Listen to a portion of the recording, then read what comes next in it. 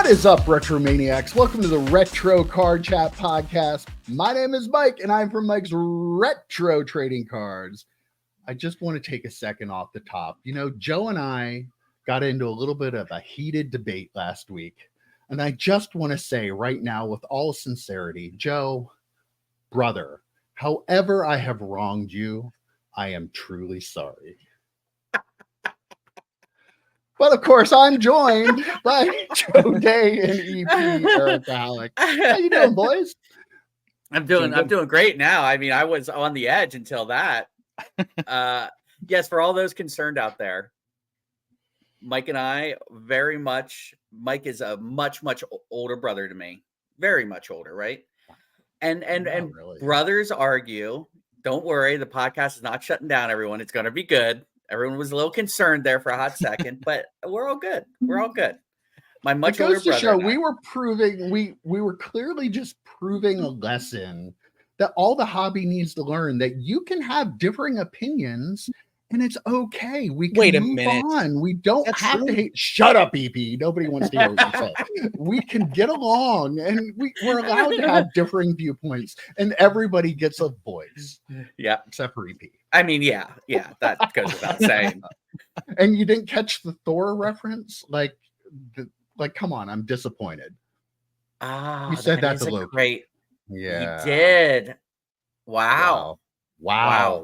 Wow is great the word reference. of the day. Let me tell you. Great reference. We are Owen Wilson level. Wow. Yeah. So Joe is Loki. That checks out. Yeah, Actually. Totally. Yeah, I'm cool with that. I'm Thor. He's Loki. I don't know who you are, EP. But... Hella. Yeah. Okay. Wait. No. No. Are you? No. Which one?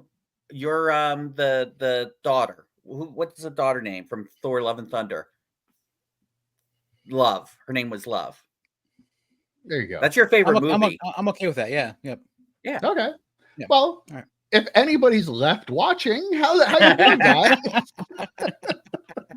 As soon as I said Thor: Love and Thunder, we got the crowd back. Yes, absolutely. They greatest gone and then movie we of all time. Citizen Kane. How many Academy Awards did that thing win? All of them. Like 17, 30? Right? They shut the show down. Like they don't give that award out anymore. They don't. I'm doing great, Mike. Woke up again early yesterday, Sunday, and bid on some Star Trek Picard autos. I am dangerously close to the master set. Wow. Dangerously close. Yeah. So impressive. It's been a journey, but it's been fun. It's definitely been fun. There's a couple of big ones out there yet. Michael Dorn, his inscription auto is like a $200 autograph, which is kind of crazy. Leah Thompson, who was the mom in Back to the Future, she had a little bit cameo role in season 2. Hers is like $150. So there's a couple of big boys out there yet, but yeah, I'm getting there slowly but surely. So as I sell those, I just noticed I sold $2 worth of Marvel Universe Series 1 cards. So I'm starting to build up that, that reserve to buy these cards, obviously. Pretty much evens out. Yeah. Yeah. That's why I'm like, I sold $2 worth. I think I can afford that Leah Thompson $150 card. Definitely. I don't see why not. Exactly. Leah Thompson, also the female lead in Howard the Duck, if I remember correctly. I believe you are right. Howard the Duck. One of my favorite movies of all time. What a great movie. Yep, fantastic. Yep. One of the great. It's like Thor: Love and Thunder and Howard the Duck. Yeah. Then Citizen Kane, not Strangelove. I think that's Casablanca. Yeah. Yep. All those are Shawshank. Yep. Shawshank after that. Yeah. Okay. Wow. How's it going, EP? It's going great. I went to a show yesterday and I made $200, but I had talked a lot of cards and had a lot of really fun stuff. I changed the way I kind of did some stuff yesterday and had some different stuff out there, some more boxes out there, and had a really good time talking to everybody. It was a really good show. I think the foot traffic was down a little bit. It seemed like just like the previous show that I was at. But then again, I'm comparing that to 2 shows ago where I made more money than I've ever made at a show, and it seemed like the traffic was pretty crazy. But I had a blast as usual, and I've been telling people, like, when they come up and say you're buying, I was like, nah. And I looked at a bunch of cards yesterday. I didn't buy anything, but I looked at a bunch of people's cards, said, yeah, take a look what you have and see. I didn't have a ton of money to spend, but I would have bought some stuff that was, if it kind of fit in with my, what I sell. Your vibe. Kind of feeling Right, the right. good It's vibe. like if, He's it's all not about none the of vibes. All it's about not the if it's vibes. not these cool 90s cards, then I, probably not terribly interested in it. So that's pretty much what I was looking at. I mean, obviously, I did make a trade. I traded a Corbin Carroll card for a Caitlin Clark Bowman first, just a base card for a base. But yeah, so that was that. On the ride home though, I was like, after I left the mall, I pull out onto the highway and I'm going, and there's a truck that's going super slow, and I'm looking at the truck, and you guys remember in Major League when Charlie Sheen's character shows up and the guy says, "Look at this effing guy," right? Yeah. That's what it's immediately thought with this pickup truck as I'm getting closer to it, and it's driving as slow as it is, and just the pickup truck in general. Then I look, and the tow hitch cover is a chrome skull. I was like, thought the exact same thing, and then I saw that the license plate said to close. I'm like, he's not a fan of closers, coffees for closers. That's not a movie he's watched. I'm pretty sure this guy thinks his license plate says too close, but it doesn't. So my feeling is if you're gonna be a douchebag, you gotta learn to spell, because it really is not coming off. So just meanwhile, this poor guy So was just trying to stay at the speed limit, and he'd be he was like, "This driving 20 miles an hour under the speed limit, 20 miles under Oh, can't Did stand to that. close. you flip him off as you drove past? No, I didn't. Did you think Just about it? shaking my head. I was like, is there somebody in front of this guy? Because I don't understand how you have a chrome skull on your hitch cover, and you think you're this big bad a guy, and I'm like, no, you're not. You're just driving slow. What a bad No. A. Did you remember your cards for the show? I did. I remembered them all. Oh, good. I didn't even come back in and check because I was sure that what I did was at 4 a.m. before I went to sleep for my hour and a half of sleep, I took all of my boxes and put them right next to my door so I wouldn't forget. See, right there. There you go. Yeah. That's pretty good thinking for 4 a.m. Yeah. It was funny, Joe. Yesterday, EP and I were just having some of our usual banter about cards in his case and stuff. There was a guy there, and he was listening to us and talking to us a little bit, going through the cards. He's like, you two should do a podcast. And EP and I kind of looked at each other like, does he know? Actually know we have a podcast? Like, I ended up giving him a card. Is you have a YouTube? So no, he didn't know we had a podcast, but he was telling us we like should and subscribe. Where are you watching, sir? I'm are you watching? Does, yeah. You get a little bit of this every week. Who doesn't want? See, it was a couple of times a week. Absolutely. This is what it was like for the people that came in the shop that used to hear all the ridiculous banter that was going on amongst the three of us. Oh yeah. So I do have one fun thing that I wanted to mention. So I got my CompC order back, and we posted that video yesterday, Sunday. And as I was going through, I'm like, oh my God, they sent me the wrong card. Right. I'm putting together the set of 2002 Panini World Cup soccer cards. Right. So I needed card 106, and they sent me card 129. I go, what the hell?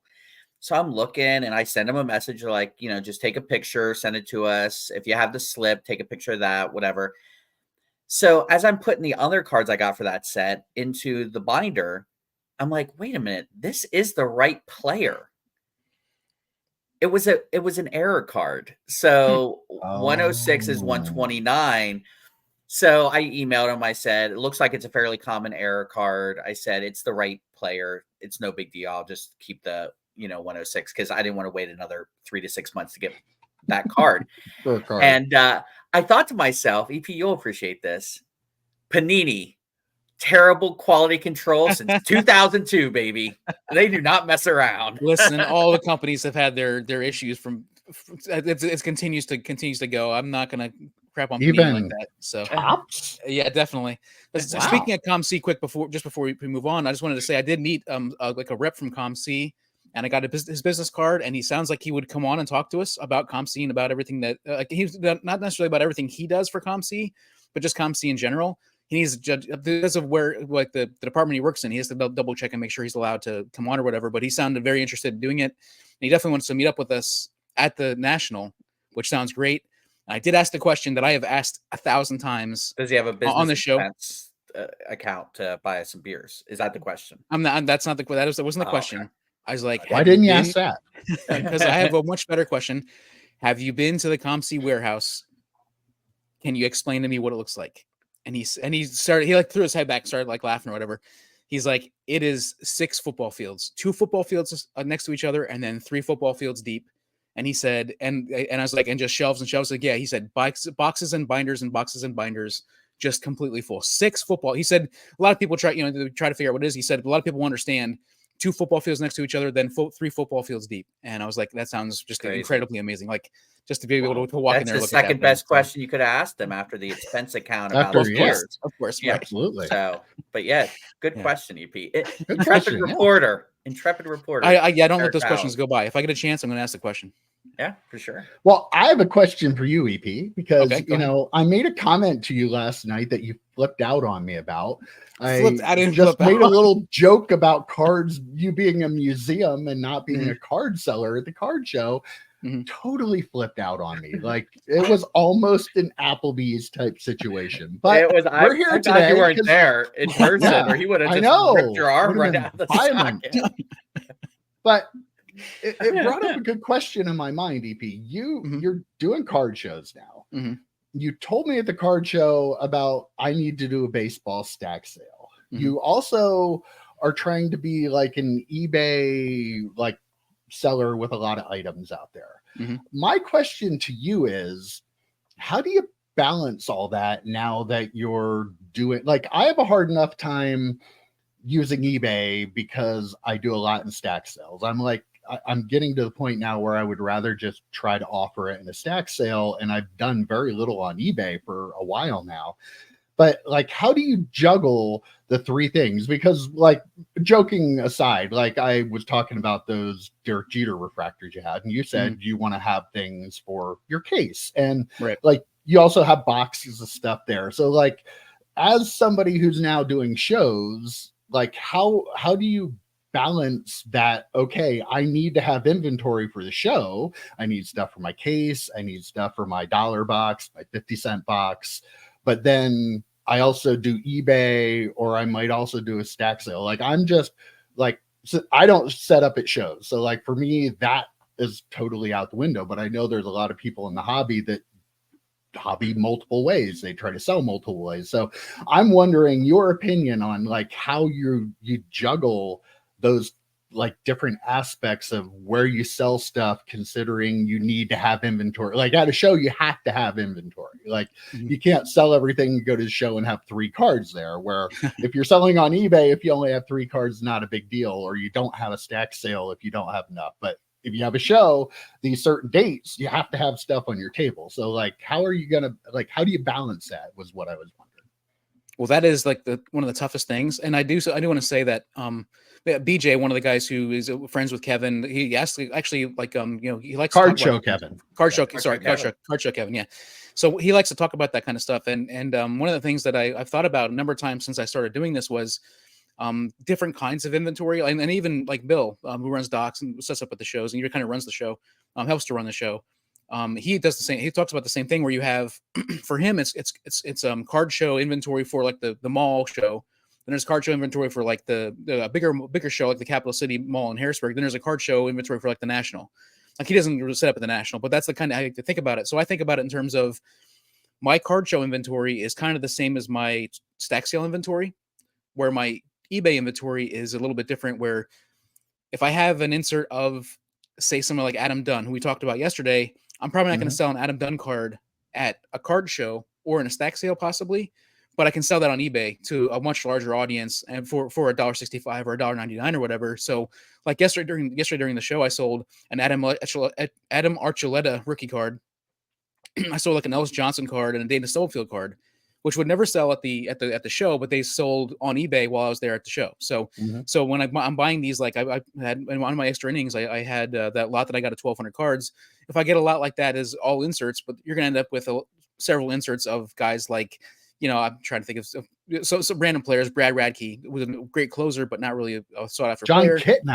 John Kitna, and I'm going to take those cards and put them on eBay because they're not going to sell either in a stack. Probably not going to sell either in a stack sale or on at a show. So I do want to do an extra innings, like kind of delving a little deeper on this topic. I've actually thought about doing that. So and you know how I set up for the show and all that sort of stuff. So, but yeah, that's kind of how I think of it. I think of it as two different kinds of inventory. Like this is probably going to go on eBay because it's not going to sell in these other avenues, and then the stack sale and card show inventory is kind of a different one. Like that's where the Jerry Rice card goes, because I could probably sell that to somebody in one of those two ways.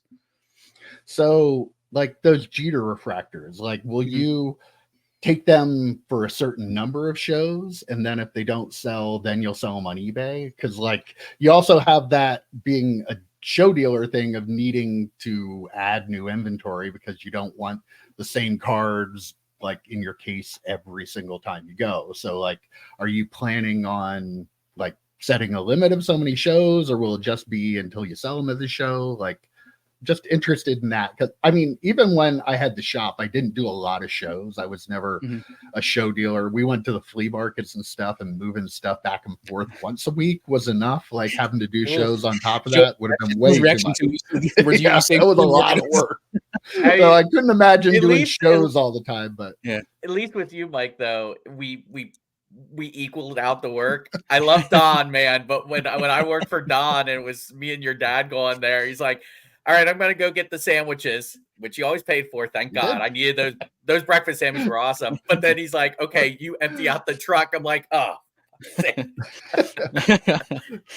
You know, like I'm going to probably list them on eBay, but I might list them like higher than what I would normally sell, like try to sell them at.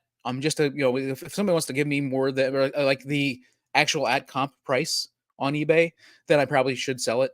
Even though I like having that kind of stuff in my case, I do have a couple things that are pretty high end that will probably stay in my eBay store for a while. But then eventually it gets to the point where I'll put, you know, if that, like I had the one card that I got that was a 1010 that was a very low numbered from Bowman, Jorge. I can't even remember his name anymore, and he was Jorge Ruiz. He's a rookie, very very young player in the majors, but it had been in my showcase for a while, and I had it down to $60, and a guy he took like 6 of my cards for $150, and you know I made him a pretty good deal on it, and but so those cards I finally sold. I had it listed on eBay I think for 100 or 125.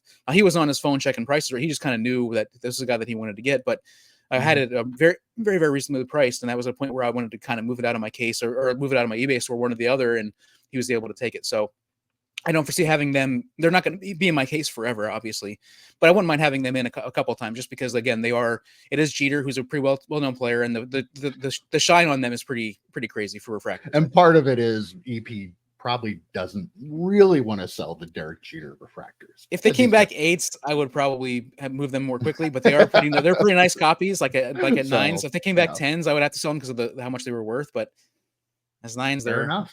Now, nice. If you can sell those so you can keep that Trout. I mean, yeah, I got lucky and had that one big sale that I was able to let me keep the Trout. So it was all good. The Trout. That's all we wanted. We just keep the Trout. Yes, keep the Trout.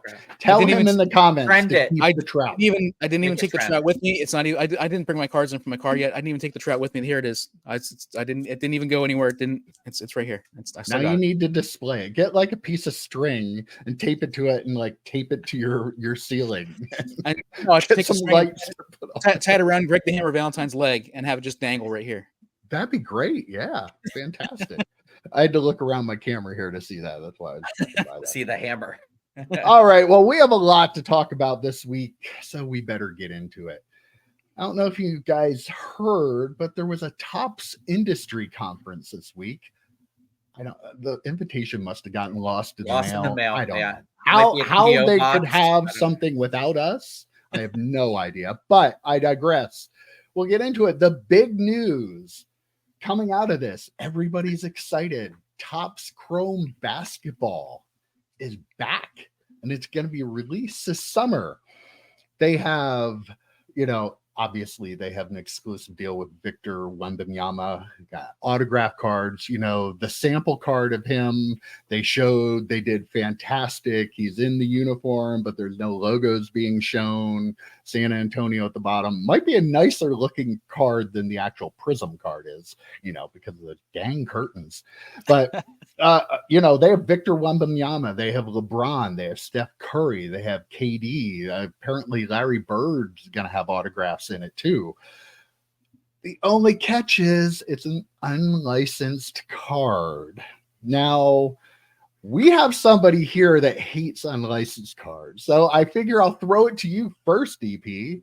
And loves tops. And loves And tops. I don't loan tops. Oh my god, you guys are the worst. What are your thoughts? And will you have any interest in purchasing it? I probably wouldn't mind having one of these cards just because it's a Wembanyama with the rookie card logo on it. We'll see what the price is compared to like the Prism cards. But I mean, you're trading either the curtains for a non-licensed product, so you're like both of the options are kind of subpar in my opinion. The difference is you can get an autograph in the Chrome, right? Because he's got the deal to get an autograph. So I think a lot of people are changing their opinions on unlicensed. I'm still not a fan of unlicensed stuff, like not even in the slightest. I do not like it at all. But I can see a lot of people changing their views on it because of being able to get an autograph of this player who, I mean, if you want a rookie card, I mean, it's going to be pack pulled. So technically it's a rookie card. So if you want to get a rookie card autograph of this guy, this is the only way to do it. And there's a lot of people that were saying, oh, this is terrible for the hobby because we can't get an autograph rookie card of this guy now because of what Fanatics did. And now I don't know how long this has been in the works for them, but they answered the call and here's a rookie card with an autograph for Is fans. it technically a rookie if it's not licensed? I mean, we consider all those football cards of Fred Taylor and Peyton Manning with the airbrush jerseys rookie cards back in but they were licensed cards. They were NFL licensed. These aren't NBA licensed. I think the better example is the Montana 81. It's not licensed. But you also had no option of a licensed card at the time too. So that does make it a little different. But yeah, that is a little more direct comparison. But any interest in buying a box? No, I mean, I'm sure the price is going to be $300 or more. So but okay, if the price is if the price is $100, if there's $100 a box, I'll definitely buy a box. Okay, 100%. Interesting. That's all I wanted. If it's $100 and more than like 5 cards, I'll put it that way. You're Mr. Anti unlicensed cards, so I just wanted your opinion because this is really the big thing about it, because like there are a lot of people that don't like unlicensed cards, but now you're giving them something with let's be real, a lot in it. Mm-hmm. So is it going to overcome the fact that some people don't like that? And I think you're proof that as long as it's not ridiculously priced, that people that don't like unlicensed stuff might still buy it, which will be good for Topps, which, I mean, my personal opinion, I think is going to be a huge hit. Like, people seem really excited. There's a lot of pumping going on YouTube and in the hobby of the product too. Go figure. Fanatics is being pumped by people. They're going to be by people that have cards. Fanatics cards. Well, EP doesn't have a card yet, so not yet. He's pumping it up though, telling everybody to buy it. No, it's going to be $400. Don't buy it. It's going to be outrageously priced. Right? Now, wait, you can't say that though, because you're the person that's been saying all along that they're going to be reasonably priced. You didn't think Topps Chrome was going to be $400. Topps when they're regular Topps Chrome stuff, but this is going to be different. This is I think is a special.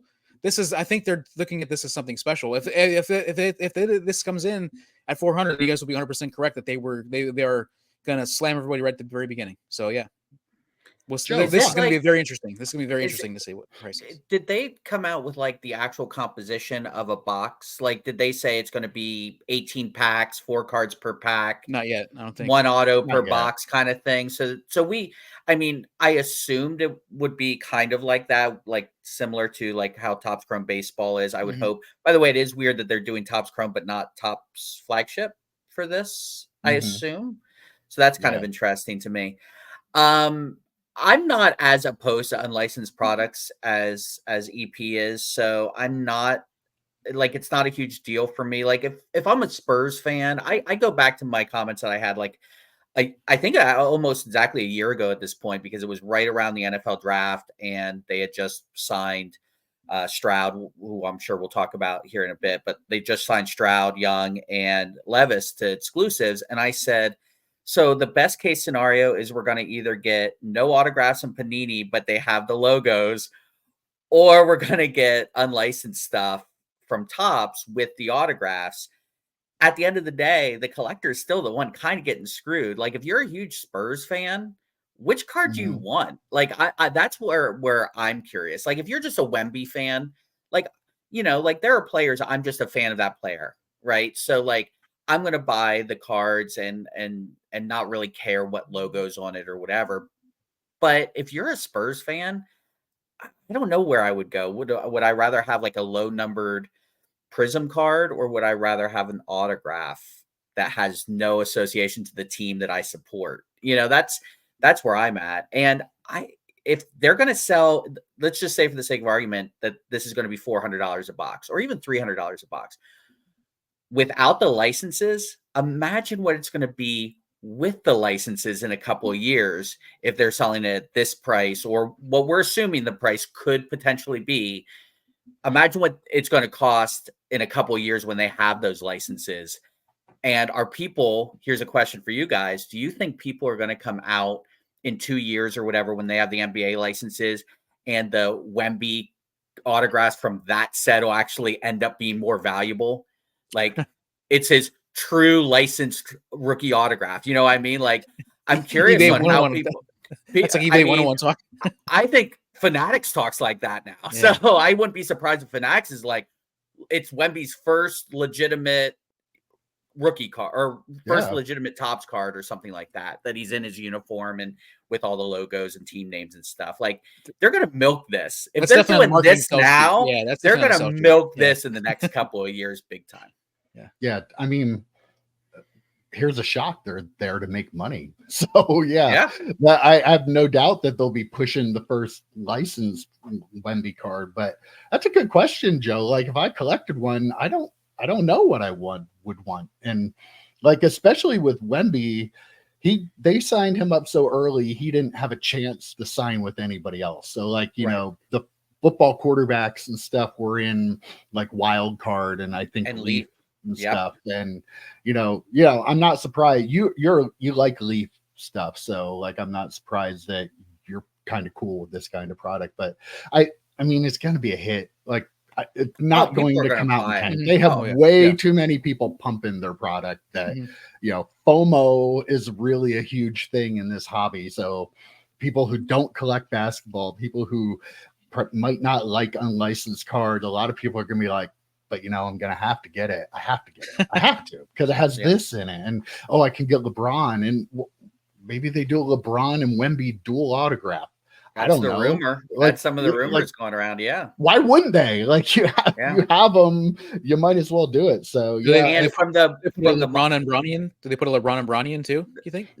They had it in Bowman U, did they, or something? Well, yeah, but I mean, they're both. I'm sure they probably will. I don't know if he's in here or not. It'll be interesting to see, because it's supposed to be a pro checklist, right? Yeah. So I don't know if he would make it.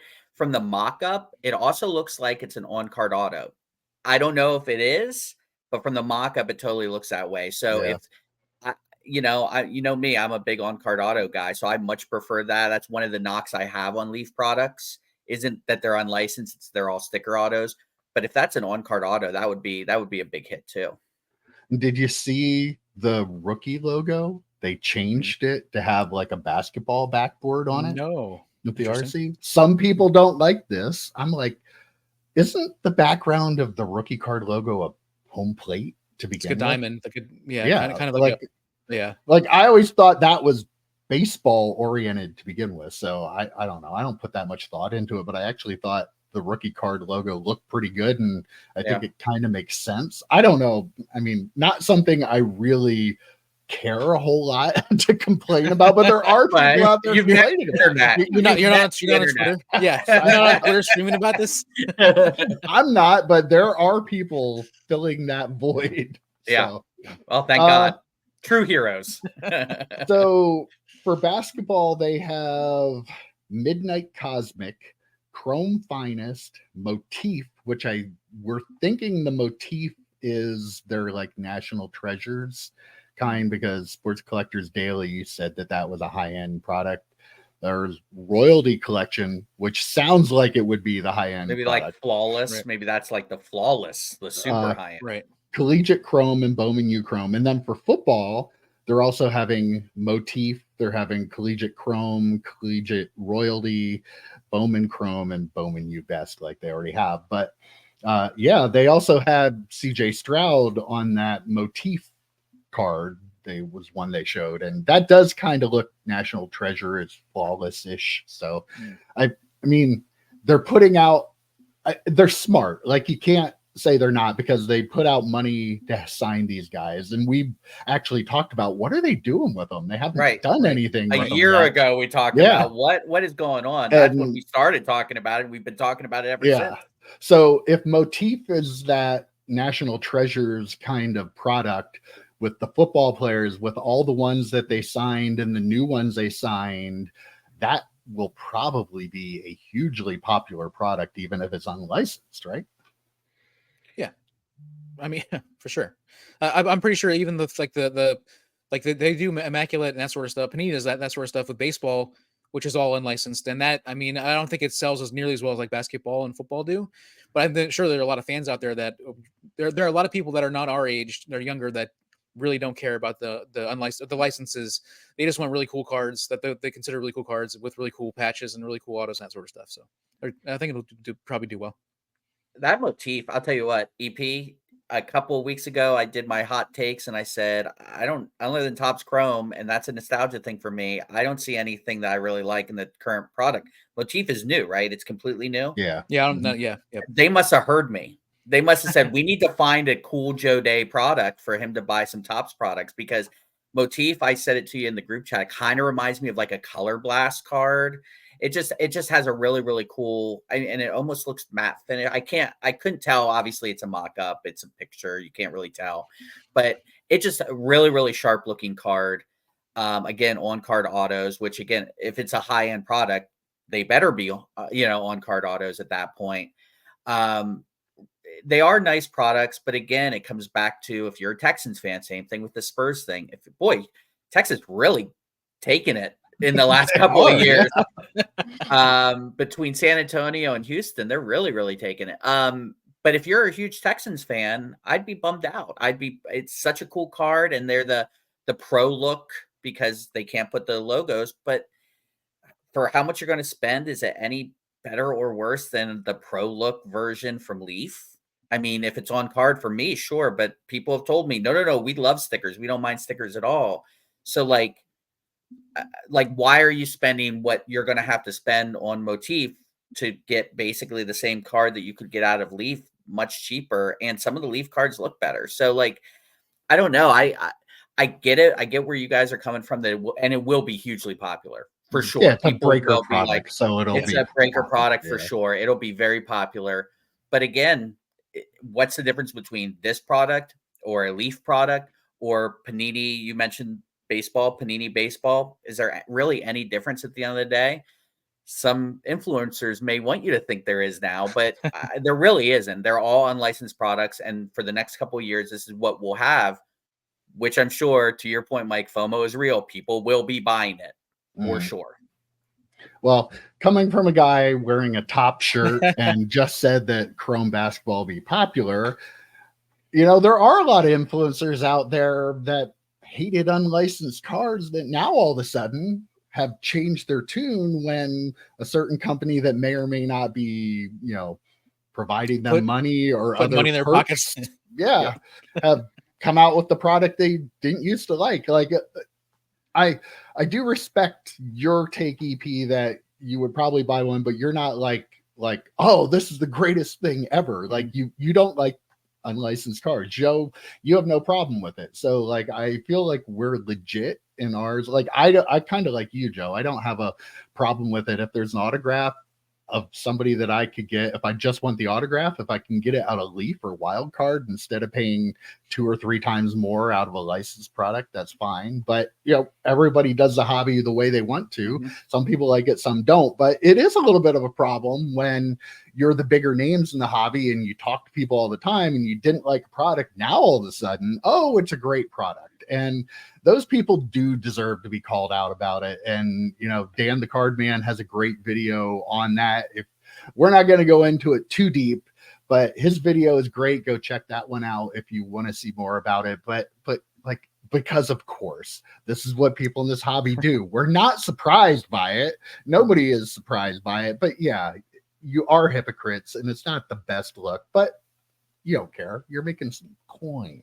Right, you're making some side hustle coin. And by the way, as an aside, congrats to soon to be Dad the Card Man, right? Or Dan the Card Dad, maybe. He's Ooh, yeah, I don't think know that what we might might have run to I didn't know into that. licensing issues. Oh there. yeah, him and the sports card dad might Yeah. be, because Dan's I didn't think anybody expecting a else was kid allowed soon. to be a dad. Yeah, I wasn't sure 100%. Congrats to Dan. And for I sure, don't yeah. know, Yeah. know how kids happen down in Australia because everything goes reverse. I don't know. I don't know how it happens down there. So good We're luck. not going to get too far. We're not into gonna No. get into the weeds on this one, I No, swear. no. Good idea.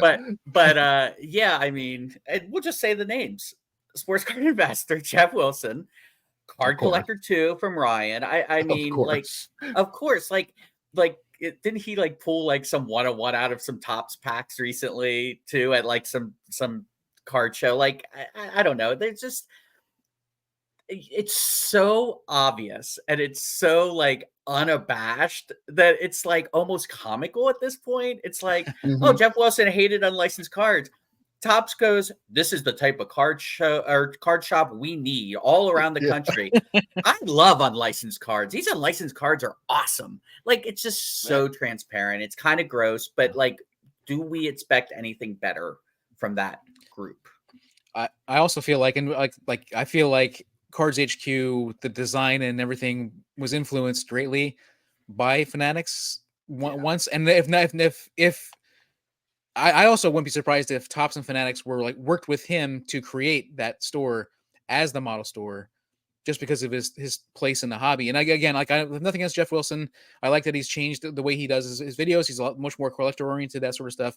Nothing against him at all, but I really feel like probably I wouldn't be surprised at all if he's Fanatics trying to be much more collector oriented, but you can tell he's not good at it. But he's trying. He's hard. Trying to, because that other audience that he played to has shrunk, and now in order to keep his numbers up on YouTube, he has to try to appeal to people that are true collectors. But yeah, it's hollow, but whatever. It is what it is. They're great videos. I just wanted to throw in that, like, I think the reason why I don't like the license stuff as much is because I started out as a fan of the Yankees and as a fan of the Giants, and just my teams, my pro teams were like the first things that I really paid attention to and really like that much. And I grew to love so many other teams across all those sports, and that I liked all those before I liked college, and that's why I don't like. And so like when players would show up in products that when they weren't in their pro uniforms as a kid, I was like, this is weird. Why are they not in their correct uniforms? I didn't understand licensing, all that sort of stuff, obviously, as that kid. But I still always think of those cards as kind of fake cards if there's no logo. So that's my thinking on it. That's how why I think of unlicensed stuff. That's how my opinion. And for me, the unlicensed thing does, like, there is a point where I'm like, no, I'm good. Pit players, I want that pit script. I want the pit logo. Like, but that's for my PC. If I was just collecting, if I was a CJ Stroud fan, if he was on my fantasy team, I'd snag a Leaf one. Like, you can get him so much cheaper, I am sure, than anything you're going to get out there right now. Funny side story about being a kid and collecting your pro team. I used to collect nothing but Steelers cards. Okay. Like, so I have still down in my basement now because they got saved from that pesky little fire because they were in my grandmother's house. But I just have like 800 count boxes of just random Steelers cards, Action Pack, Pinnacle, Topps, all of them. And randomly, a lot of cards from the Iowa Hawkeyes. Because as a kid, they look like Steelers. I thought they were Steelers because they were black and yellow uniform. So there's a fun little Joe Day story. There you go. Oh, well, and other big news from Topps, they're changing the redemption expiration. First of all, they announced that they cut from 70,000 redemptions last year to only 10,000 this year, which is really good progress in that front. And from now on, regardless of what the expiration says on the card, they're giving 10 years to redeem it. I have thoughts on this, but I'll let you guys go first. Well, if only there was something Fanatics was getting into big time that they don't want to see the price of their wax long term go down. This has to do with breaking, right? Can we all agree? Like this has to do with Absolutely, yeah. so one of Doesn't the big everything? knocks, yeah, everything does nowadays, right? One of the Mhm. big knocks on opening up older products, specifically Panini older product, and I guess Tops to a certain extent, Oh yeah, definitely. from breakers, is that you could get a big time redemption card that has expired 5 years ago. And people love ripping 2019 Prism or 2018 National Treasure. You just don't know if you're going to get a redemption. So while Tops is playing this up, and a lot of pro fanatics people are playing this up that, oh, this is for the collector. No, it's so the breakers can keep charging a lot of money for these products that may have redemptions in them because Tops couldn't get the athlete to sign right away and they wanted to put the product out. This to me is just them covering their asses for breakers and to keep the value of the sealed wax that some people like to collect, like to keep that value up. Oh, I agree 100% with everything you said, Joe. I just wanted to just put in, I just mentioned that I opened up a case of Series 1 and a case of Series 2, 3 boxes of jumbos from Bowman, 3 boxes of Topps Big League last year. I think I opened a box, maybe 2 boxes of Heritage High numbers. And out of all of that, I only got one autograph redemption. And so I still have that card. There's still the redemption card. I'm going to send it in and get it redeemed. But there was a point, though, earlier this year where I thought to myself, oh my gosh, what's the expiration date on that? Like I said, I didn't know what it was, and it's still good until next year. But because I was worried about that, and then so I got this news that I thought that was I think this is really good news. The fact that they cut down the redemptions so much is a huge deal in my opinion. Obviously, we would like to have no redemptions, but if we've talked about it before, if the differences between getting an auto or no auto, I think people are still going to want the auto. So for a redemption, it probably has to play at least a little bit of a part in that. So, but yeah, I think I'm happy with what they've done reducing the numbers. But I agree 100% with Joe that this is a breaker problem and a breaker thing, and not necessarily a hobby collector type thing. Yeah, it's definitely helping the breakers because they're going to be able to sell more product that's older product and make more money off it. Fanatics is going to be able to sell more of that product to them. Mm-hmm. There's a lot of that comes into it. My issue is, while I applaud that they're making the time longer, I don't think that a redemption card should have any kind of an expiration date on it.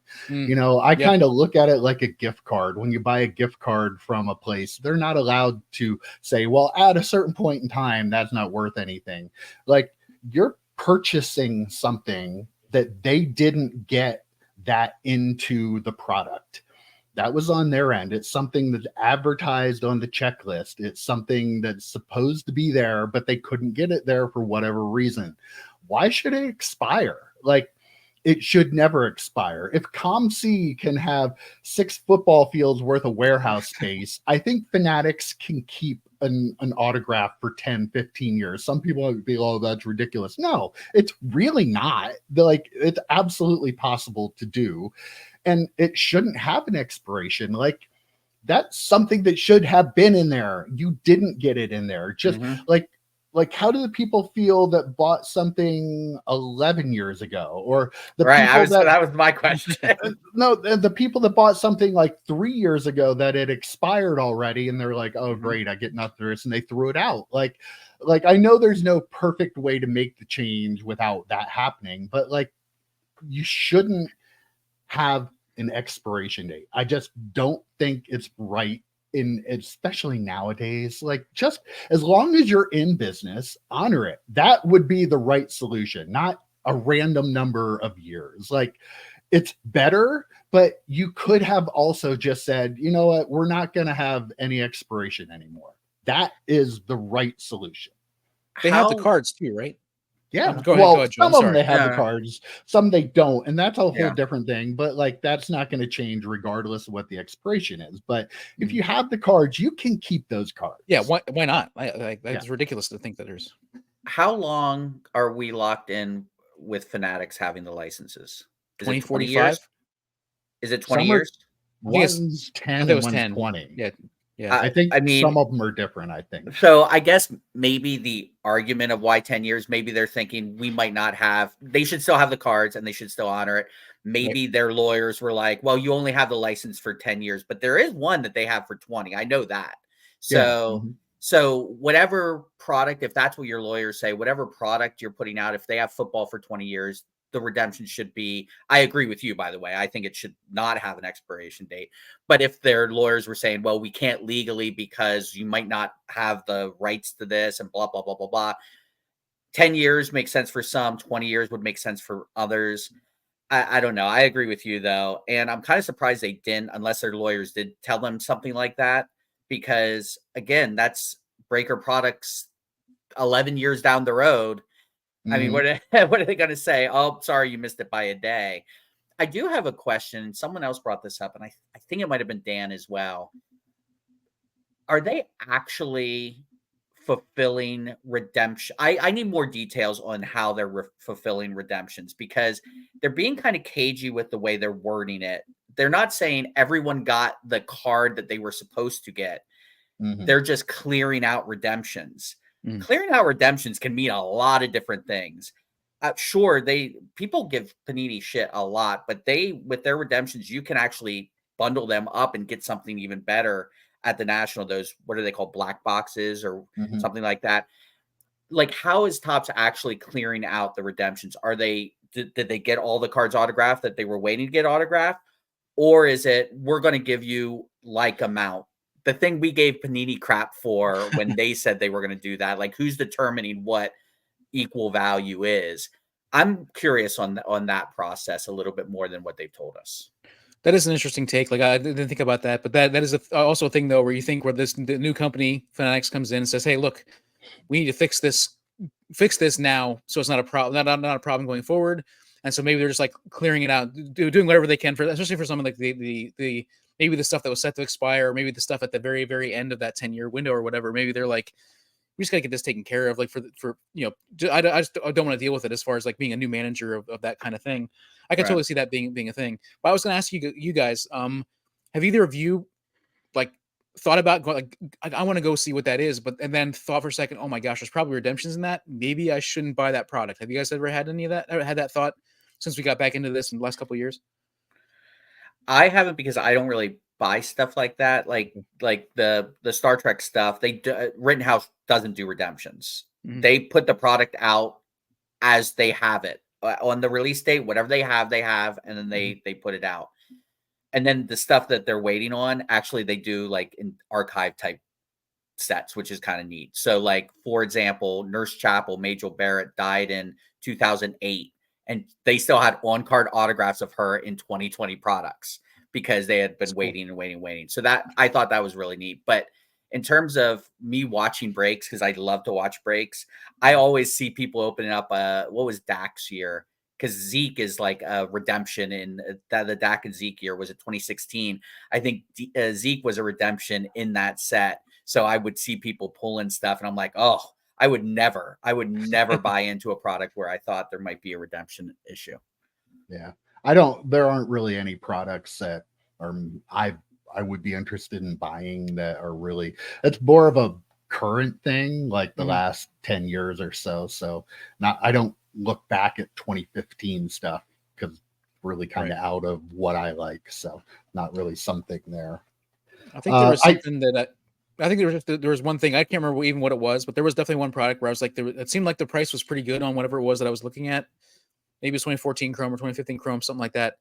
And I remember thinking to myself, oh, there's probably redemptions in that, so I'm not gonna pay for it. It was on sale on like Blowout or something like that for like a super cheap price. But it's probably like the best card in it was probably a redemption or something. So I like told myself, don't do it.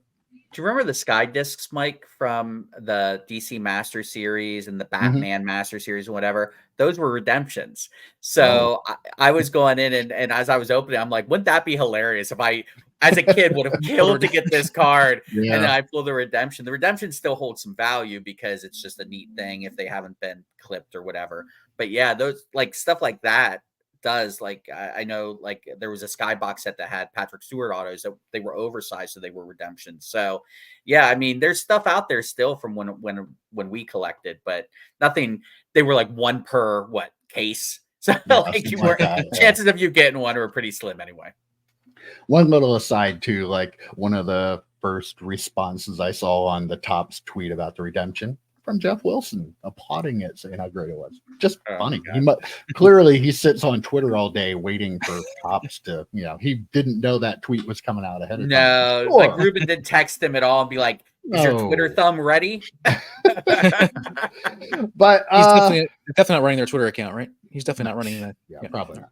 So, we've talked about, the breakers getting loaded cases, loaded boxes, influencers getting loaded boxes. I'm here to let you guys know, nothing to worry about.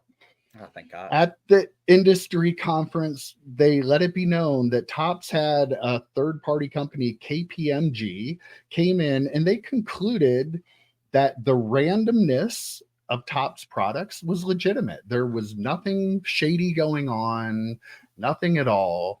And to that extent, I want to clear this up because Fanatics Chief Financial Officer, Greg Abovsky is his name, also said, "We believe that's all nonsense. It's absolutely bonkers. And we wanted to come up with ways to dispel the myth." Now, call me crazy. Maybe when the auditing firm's coming in, you kind of make sure the processes are in place that would Companies not don't do that. show that that's happening for that couple month period. When you have, regardless of what the situation is, I'm sure the CFO of Fanatics really doesn't want my business advice, but I'm going to give it anyway.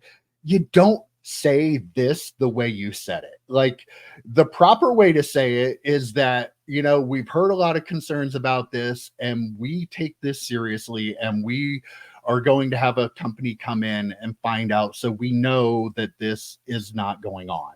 You don't say that, oh, this is all crazy and bonkers and we want to find ways to prove it. Yeah, that's the word I took away. That's the phrase I took away. Yeah, we all saw when there's too much of this stuff, especially like I'm not a big, we've talked about the breakers thing. Like, I do totally understand the breakers buy most of the product. They're going to get most of the hits. I think that's legitimate. Where I think this is an issue is when Michael Rubin's sitting with whatever that soccer player's name was and he pulls stuff out. Like, that stuff, this audit is not going to convince me that it was legitimate. The breaker stuff, yeah, fine, but don't make that stupid comment saying you're looking for ways to prove it. If you really want to know and they're a third-party independent company coming in to do it, you're not saying we're looking for ways to disprove it. You know what reminded me of when you said that line? I'm like, it's like Big Tobacco having their own experts, like find make a scientific study that makes it sound like smoking's good for you. Like, we're looking for ways to prove to you we're not doing that. Not proving we're not doing it. Right. Yeah. We're looking for ways to show you we're not doing it. That's exactly what he said. Like it was that language is intentional. Like, there's no way you could tell me that language was not thought out when he said it, and he wanted to cover himself for the inevitable story that Sports Card Radio is going to run in a year, being like, Topps is sending out loaded boxes. I mean, like, it's absolutely what's going on. And I agree with you, Mike. The breakers do get the vast majority of the stuff out there. So it's not shocking they get a vast majority of the hits.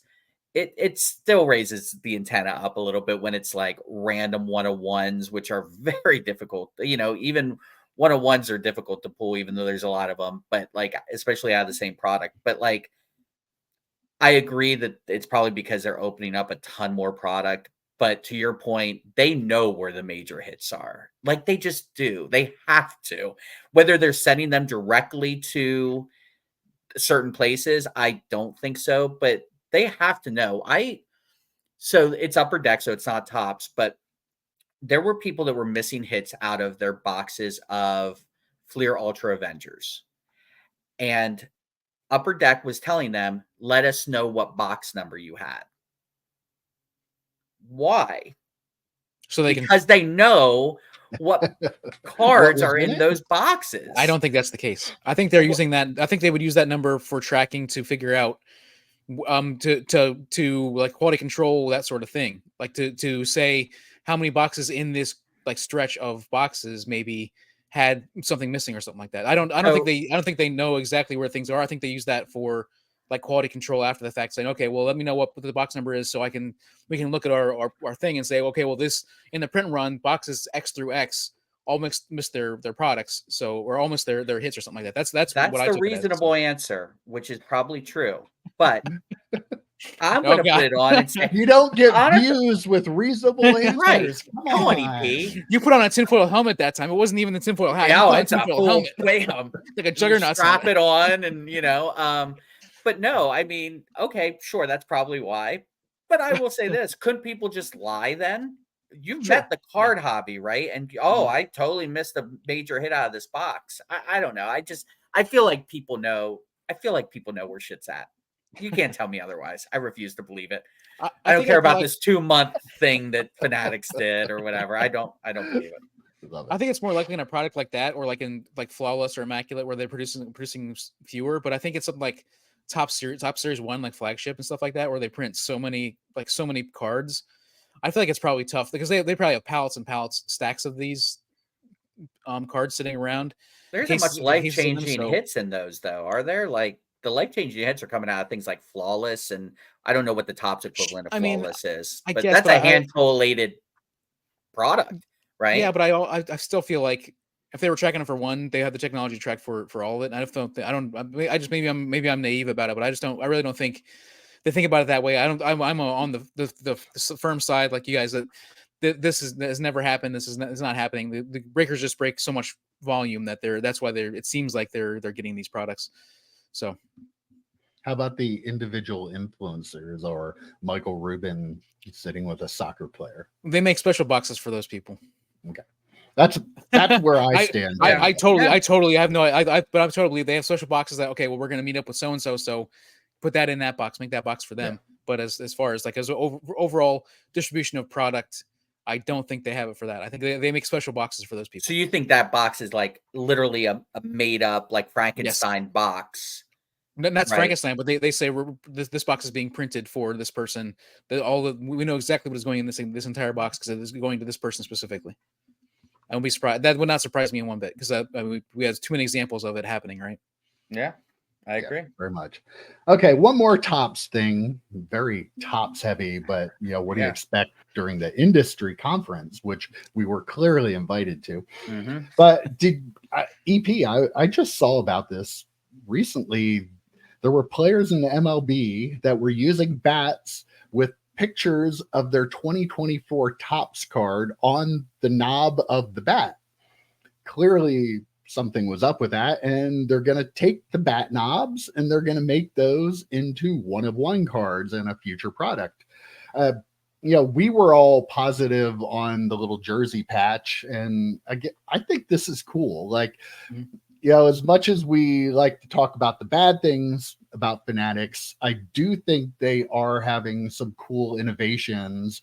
And like we've talked about, I think the relationship with the players union and the players is a lot better than Panini's had or Topps had pre-Fanatics. And, another cool and interesting item to put out in the card. Yeah.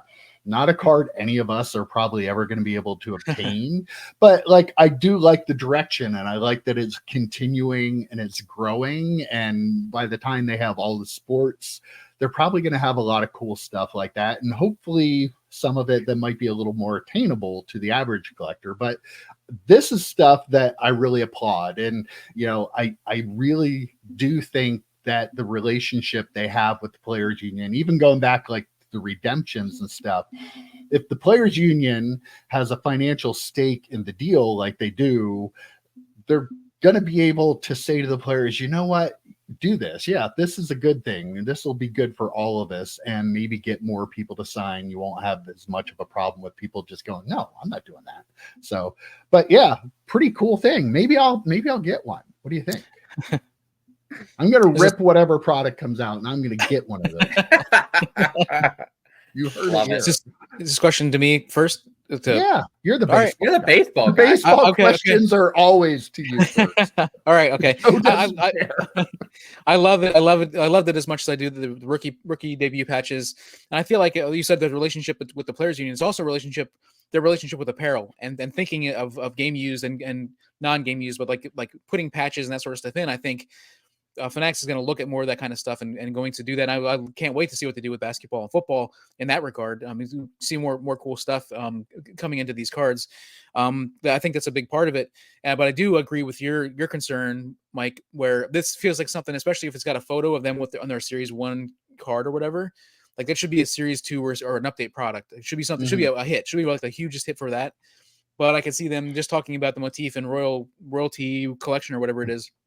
This also feels like something that can go on those products as one of the super high end inserts. So I feel like I wish this was a product that would end up in the Series 1, Series 2 update type of product, but I feel like might be something that's going to end up in a little higher end. Maybe it'll be in Chrome though, because Chrome is the same design. Yeah. Like they did with the patches, it'll probably be a redemption. They have the cards, but a redemption, They're so encased. they don't have to put it in a pack. Yeah. So like a back knob. Because those are definitely weighable. I think those might be weighable. It's going to be so cool watching Shohei Ohtani open a pack and get his own. Isn't that going to be awesome? I can't wait for that. There would be riots. By far the most popular player, there would be riots, right? Baseball fans would riot. No, this is like bat knobs are not new, but this is new. So that's why I kind of dig about it. It is innovative. We complain all the time the companies aren't innovative. They're putting a spin on something that's been done, but it's a cool spin on it. So I do appreciate that. I just had an EP moment. Oh, nope, I got it. I pulled it back. it back, everyone. Nice. So, Mike, you were talking about the relationship with the players union, and you specifically mentioned autographs. I'm going to lay this out here. And EP, you can disagree with me if you want, but I'm going to lay this out here. Because of that relationship, especially when they have all the licenses, all 3 of the big licenses, Topps products from this point forward, once those licenses are over in their hands, should never have manufactured, unless that's the gimmick, they should never have manufactured memorabilia. Like, you have that good of a relationship, you should have game used. Even I'll even take event worn for like rookies because of mini camps and things like that. But a jersey, a glove, a hat, a whatever should touch that player. Like, I would be very upset with Topps if they did not do that. And I think Mike's like, no, that's never going to happen. Yeah, I agree. It's not going to happen. I agree with you. Yep. Yes. But it's never going to happen because unfortunately, one of the things we learned, we're dinosaurs. We came from a time when something was game used and we loved that. And then when it changed, we didn't like it. But there's a whole generation of collectors who only know the new stuff and only want it to look cool. And I think those people are buying the new product and they far outnumber us. So while you're right, there's no way they're going to do that because they're still going to go with the cool looking stuff.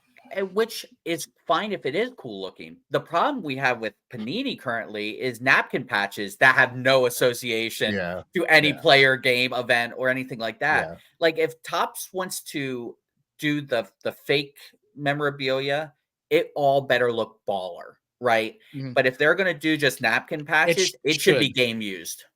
Yeah, you're an apparel company and you could just print the patches. Like you don't have to make the jersey. Right. Just print up the logos and the numbers and stuff and cut those up for the card. Right. You probably have a stash of them over there somewhere that Well, they somebody probably have printed so up many wrong. jerseys sitting around. They're like, we'll just cut this one up, put that in Yeah. the card. You know what I mean? all the Like, ones that are like jacked up that they're selling on the Yeah. websites, like, just use those. That's guarantee you what's happening. All the It's return not like jerseys Panini. They don't have to send the temp out to go to Walmart. go to pick up some Walmart and Dick's jerseys. Sporting They could Goods. just like go down to the warehouse and get some. Oh yeah, I Mhm. need this and that and this, and we're good. I remember when we talked about them taking over, and I made the joke that there's a player, they're just like, run through our store and put your hands out and touch everything, like that way we can say it was a player touched or player worn or whatever. That'd be great. Okay, one of my favorite things to talk about on the podcast are Caitlin Clark cards. And I just thought this was an interesting little tidbit. WNBA cards will be coming out soon. People are wondering, like, how big will Prism and stuff be? Prism WNBA is going to be huge this year. I have no doubt in my mind.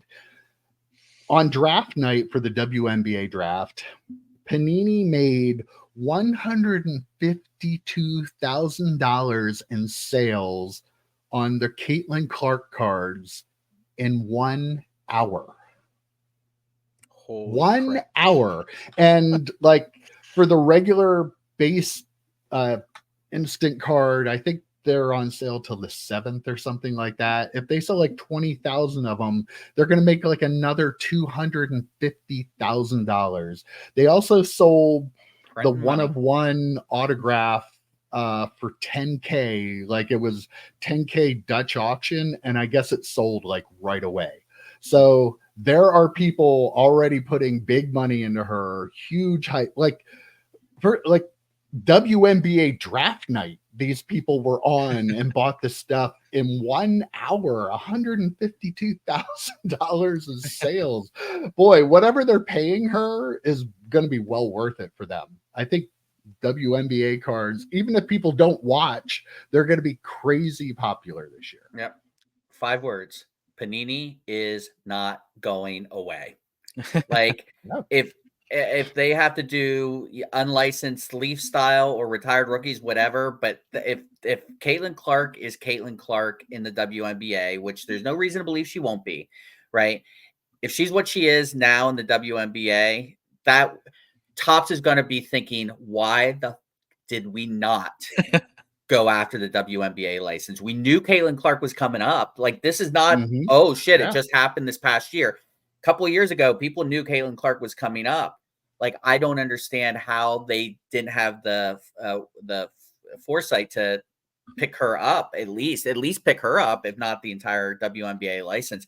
Little fun fact: do you know who made WNBA cards before Prism or before Panini? Skybox. Rittenhouse. Oh, really?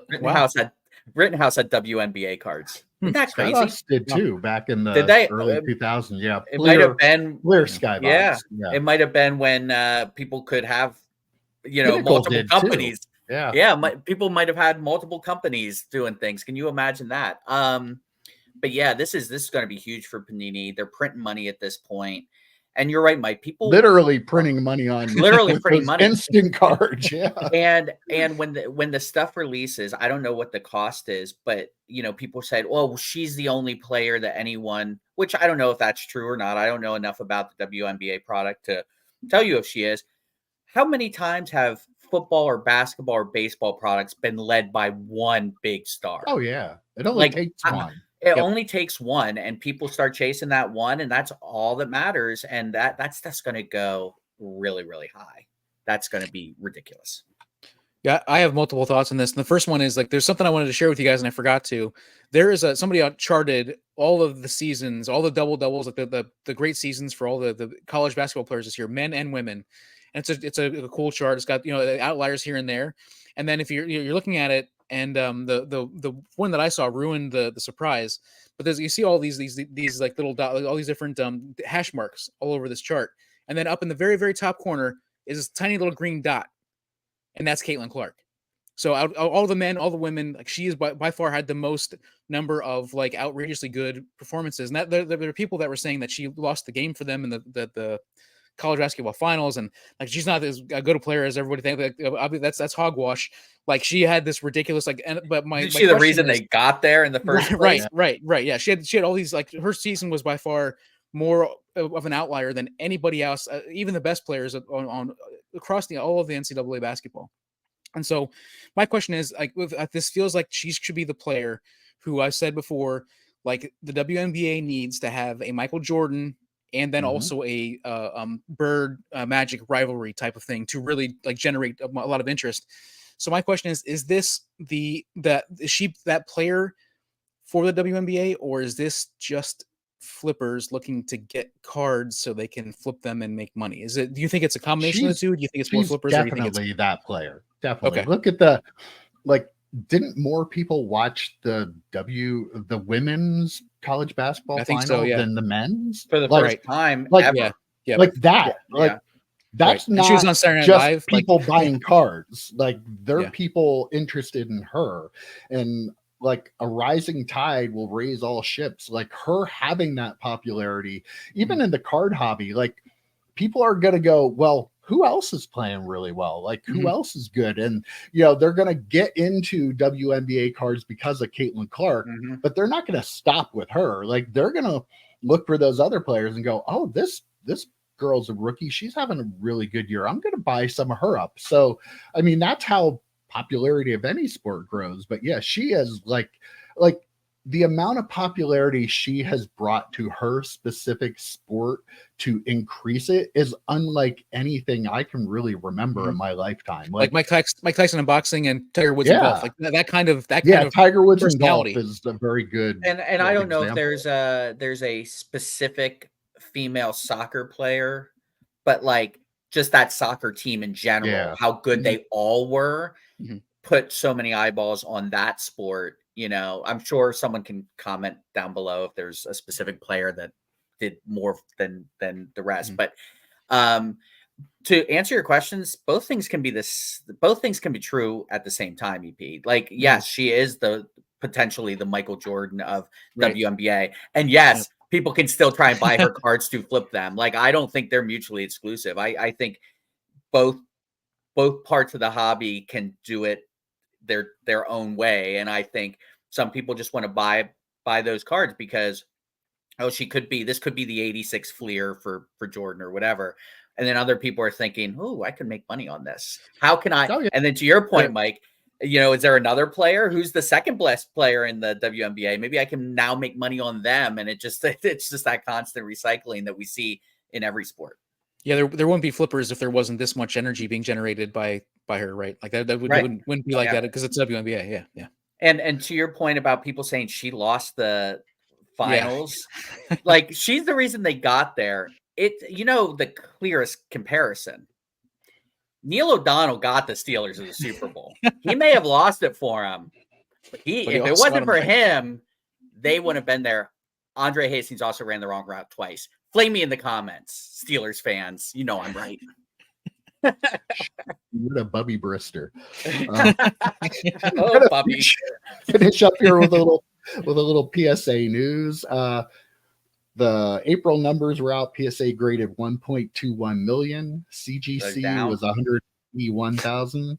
SGC was 164,000, which is a lot, and BGS 65,000.